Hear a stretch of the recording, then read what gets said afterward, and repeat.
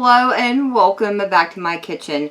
Today I'm going to be making a copycat version of the Taco Bell Enchirito. This was one of my favorite treats to get when I was growing up back in the 80s, so it really saddened me when they eventually took it off of the menu. I hope someday they bring it back, although I've heard rumors that you can go in and order it, but the Taco Bell I have around here doesn't make it anymore. The ingredients I'm going to be using are roughly 1 pound of ground hamburger, 1/4 cup of flour, 1 tablespoon of chili powder, 1/2 teaspoon of salt, 1/2 teaspoon of paprika, 1/4 teaspoon of onion powder, a pinch of garlic powder, and I've got a little over 1/2 teaspoon of dried minced onions, 1/4 cup of flour if I didn't already say that. We'll also need some freshly minced onions, 2 cups of shredded cheddar cheese, some refried beans, Taco Bell of course, the Victoria Red Enchilada sauce, 1/2 cup of water, and of course you have to have those black olives to garnish it. And we're going to be wrapping it all up in a fajita sized taco shell.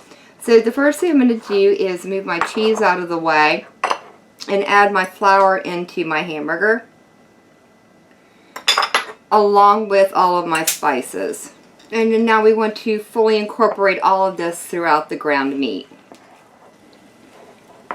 Once you have all your seasonings mixed through the hamburger, go ahead and add it into a skillet on the stove, along with your 1/2 cup of water. And then all we need to do is cook it until it's completely cooked through, making sure we break up the meat as small as possible. We don't want any big chunks.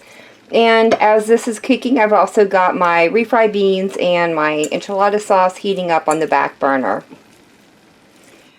Once your hamburger's done and your other ingredients have warmed up, go ahead and pop some of your tortilla shells into the microwave for about 10 seconds, 15 seconds, just to warm them up. It makes it a little bit easier for them to roll. And all we have left now is to assemble. And I'm going to start that with a little base of the refried beans. Probably about 2, maybe 3 tablespoons. Don't want too much, but you don't want to be too skimpy either. Looks pretty good to me. I'm going to follow that up with the hamburger. I like a little extra meat in mine, so I'm going to go ahead and put 3.5 tablespoons in there. It looks good. Follow that up with a little bit of our diced onion. Not too much. I do like a little bit of cheese on the inside of mine. Not sure if that's traditional, but that's the way I'm going to make it today. And I also want just a small amount of the enchilada sauce inside. Now let's get this baby rolled up. I'm going to leave my ends open. Give it a little flip seam side down. And then I'm going to smother it with our enchilada sauce. Then our next on goes a generous helping of the cheese.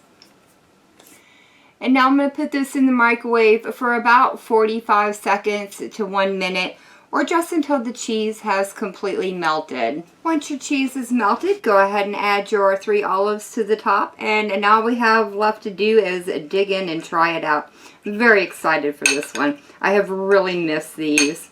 But for not having had one of these since, oh gosh, I would say probably 1989, I've got to say it really is fitting that craving that I've been having for one.